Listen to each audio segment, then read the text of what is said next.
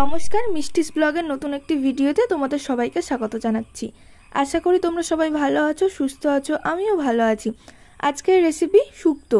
শুক্তো করার জন্য আমি এখানে নিয়েছি সজনে ডাঁটা, পেঁপে, বেগুন, কলা নিয়েছি, তার সাথে নিয়েছি উচ্ছে আর আলু।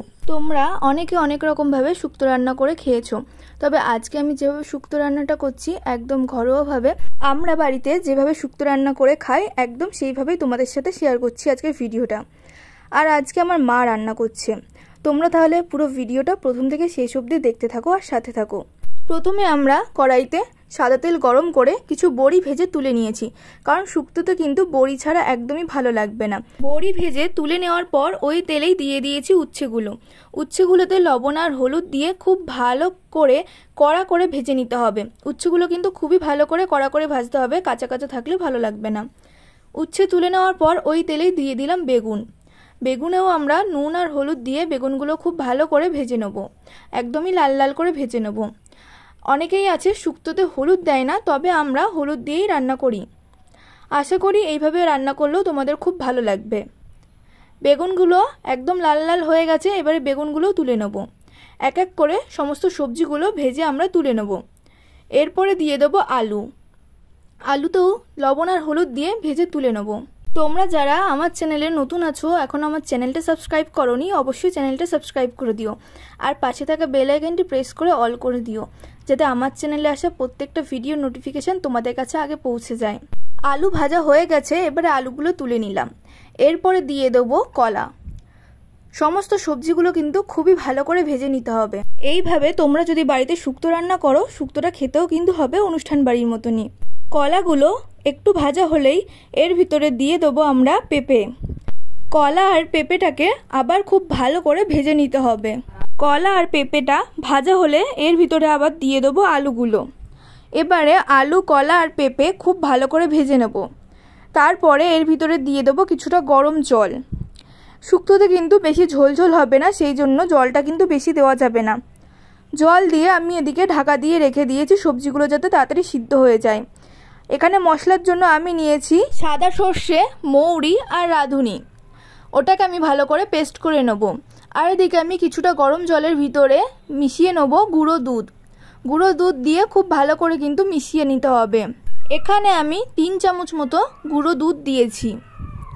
এবারে খুব ভালো করে মিশিয়ে আমি রেখে দেবো। এদিকে সবজিগুলো খুব ভালোভাবে সিদ্ধ হয়ে গেছে। এবারে আমি ঢাকনা খুলে এর ভিতরে দিয়ে দেবো স্বাদ মতো লবণ আর পরিমাণ মতো হলুদ গুঁড়ো। আর এবারে দিয়ে দেবো সজনে ডাঁটা দিয়ে খুব ভালো করে আবার মিশিয়ে নেব। তোমরা চাইলে হলুদ নাও দিতে পারো।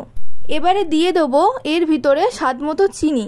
আমাদের বাড়িতে শুক্তো রান্নাতে কিন্তু হলুদ দেওয়া হয়, সেই জন্য আমিও তোমাদের সাথে এই হলুদ দিয়েই রেসিপিটা শেয়ার করছি।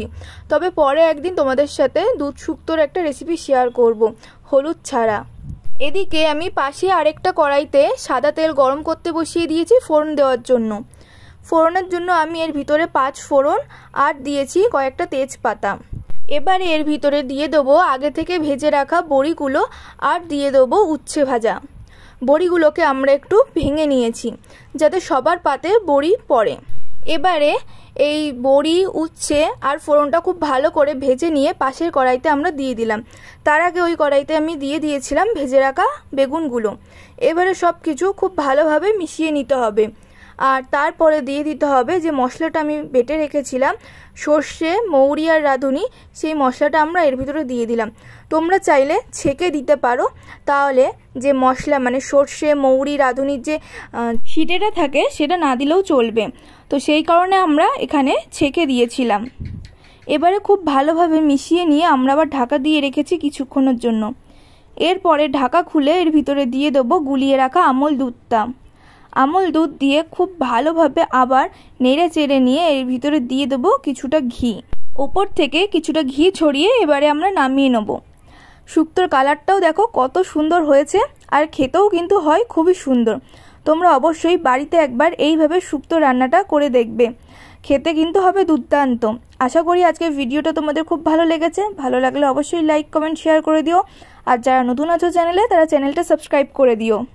আর তোমরা কোন কোন রান্নার ভিডিও দেখতে চাও অবশ্যই কিন্তু সেটা কমেন্ট করে জানাতে পারো। আর আজকের ভিডিওটা যদি ভালো লেগে থাকে অবশ্যই আমাকে কমেন্ট করে জানিও।